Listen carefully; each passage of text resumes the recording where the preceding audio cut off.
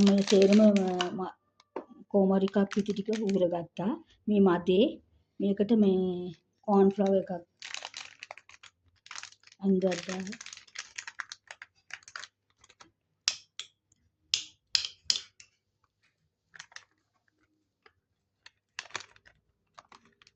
කෝන්ෆ්ලවර් තේ අන්දක් දානවා අපි මේ ප්‍රමාණයට. හොඳින් මේක දැන් හොඳින් මික්ස් කරනවා.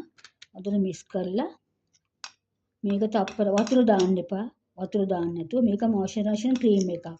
මේක අත්හදා බලන්නකෝ බොරුවක් නෙමෙයි මේක. ඔයගොල්ලෝ ගාලා බලන්න.